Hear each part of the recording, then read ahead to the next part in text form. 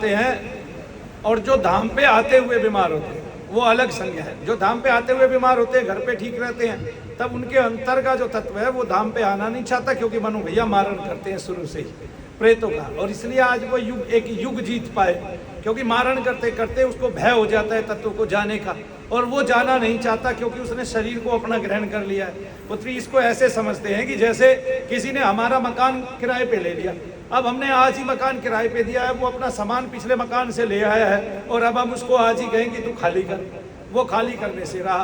तो जब तुरंत का दिया हुआ मकान खाली नहीं हो सकता 1 महीने से पहले, तो कब का दिया हुआ जो हमने 20 साल से दे दिया है उसको, वो कैसे खाली करेगा? बिना हमारी याचना के, बिना हमारी मेहनत के, बिना हमारे पुरुषार्थ के और बिना यज्ञ कर्म किए हुए, बिना जप कर्म किए हुए, तब कैसे? तब जप और यज्ञ की बात होती है। जैसे कोई व्यक्ति भक्ति करता है, उसको कष्ट आने लगते हैं, हाँ, भक्ति कष्ट नहीं देती है। जो भक्ति करता है वो पुरुषार्थी होता है, उससे बड़ा पुरुषार्थी कोई नहीं होता है। जब वो भक्ति करने लगता है तो उसमें पूरे कुल की जिम्मेवारी पड़ जाती है। तो उसकी भक्ति करते हुए सबसे पहले कौन आ खड़ा होता है? उसके पितर आ खड़े होते हैं, उनको अपना उद्धार चाहिए। वो प्रेत रूप में यही पृथ्वी लोक पर घूम रहे हैं। और आज भक्ति करने वाले की परीक्षा सतयुग में भक्ति करने वाले से ज्यादा है, क्योंकि सतयुग में आपको किसी का उद्धार नहीं करना था, लेकिन आज आपको सबका उद्धार करना है। तो इसलिए, लेकिन हम गंगा जी का थोड़ा सहारा ले सकते हैं, लेकिन गंगा जी का सहारा ठीक से नहीं लेते हैं लोग पंडों का तो सहारा लेते हैं, पंडितों का सहारा लेते हैं, गंगा जी का सहारा नहीं लेते, गंगा जी का बल नहीं लगाते। तब माता गंगा जो है वो कृपालु नहीं रहती।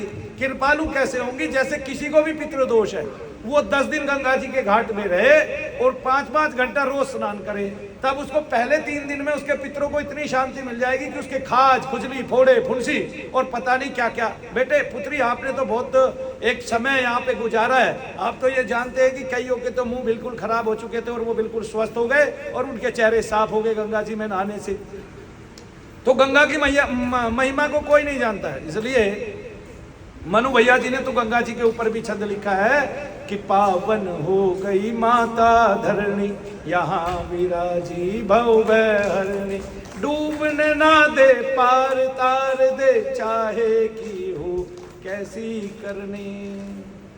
और छका हुआ हो या भूखा हो या फिर रहता हो नंगा, पावन हो जा डुबकी लगा ले, बोल ले भाई जय गंगा।